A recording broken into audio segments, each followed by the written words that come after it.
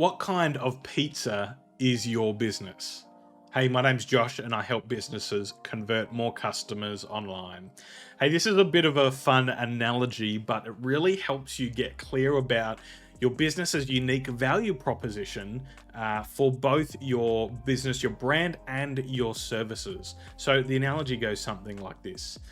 Say it's early January, you've had a big year, you're just wanting to relax, you just feel like a pizza and watching a movie. So what do you think? I know we might just go to the freezer and get a frozen pizza out of the freezer, put it in the oven, cook it for 10 or 15 minutes or however long it takes, and great, we've got this pizza. Now that's obviously, it's quick, it's easy, it's fast, and it's very low cost because those are only a couple of bucks for a pizza.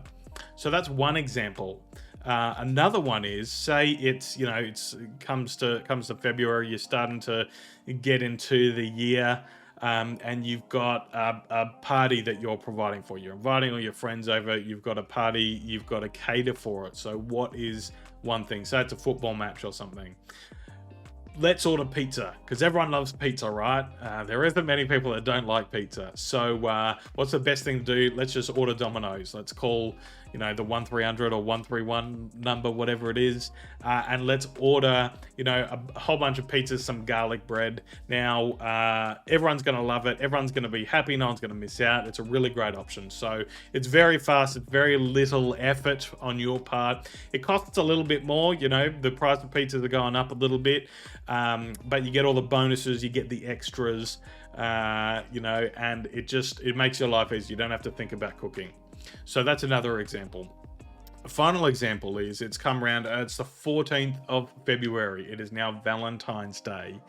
And you and your partner have decided that you really love Italian. You want to go to a nice Italian restaurant and maybe get a nice gourmet pizza. So you Google it, or you look at for the best one on Google or TripAdvisor or Facebook or something, and you choose this one. It's 5-star rated.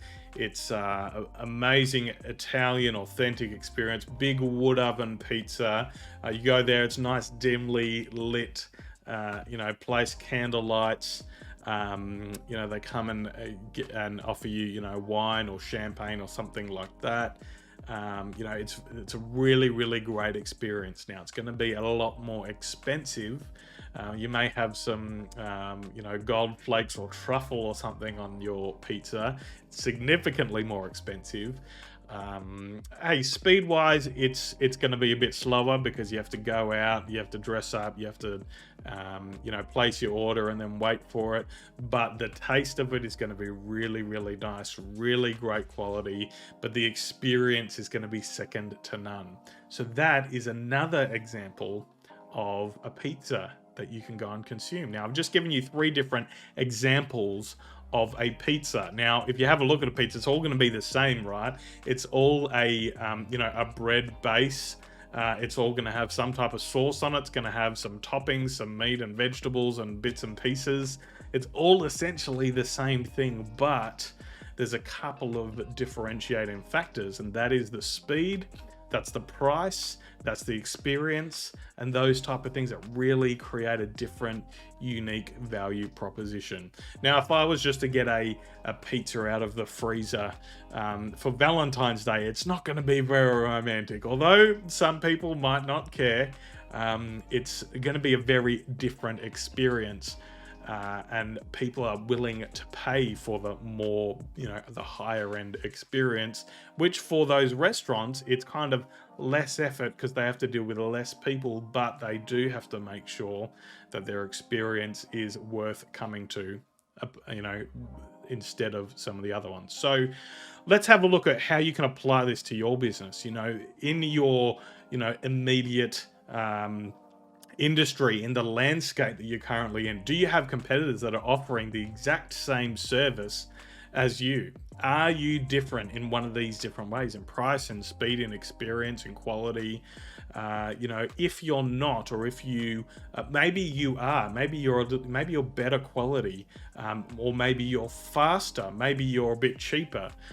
You can't have all of those. Let me be clear: you can't have all of those. It's very much against. It just doesn't work. You can't have all of those. So choose one or choose two, and make sure that you're really, really good at those. You could be really great, you know, you could be really fast, and you could be really great quality, but your price is going to be higher. You could be really cheap and really fast, and your quality is going to suffer. You can only choose one or two of those. So have a think about where you are in your marketplace. Your direct competitors, where do they sit? What are they actually trying to portray their brand and their product, you know, as to their target market? How are you different? You know, that they aren't necessarily your direct competitor if you actually have a different value proposition.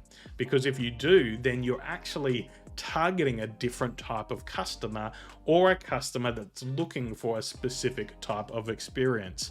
And that's where you can actually carve out your niche, rather than trying to please everyone. Because if you try and please everyone, you're not going to please anyone. You're not going to stand out when it comes to Valentine's Day. They're not going to think of you as a luxury place because they had you just last week when they went out for some friends on a casual night. You know, it's not, you just can't please everyone. So work out exactly what your niche is and how you can serve them the best. Hopefully this was a good analogy. Hopefully I explained it right. It's really difficult to do these things in one take, but I'd love to hear your feedback. Let me know if this is something that kind of got you thinking about where your business sits, where your competitors sit, and maybe some changes that you can make. You know, maybe you are better quality, maybe you're more expensive, and maybe it takes more time, but you are better quality. How can you really double down on that and not just continue to understand that, but actually market yourself and sell yourself as the better quality service? How can you bring more evidence and really portray yourself as better quality in your branding and your messaging? That's really key. So listen, I'd really love to hear your feedback. Was this helpful to you? Just leave a comment below. I would absolutely love to hear from you guys.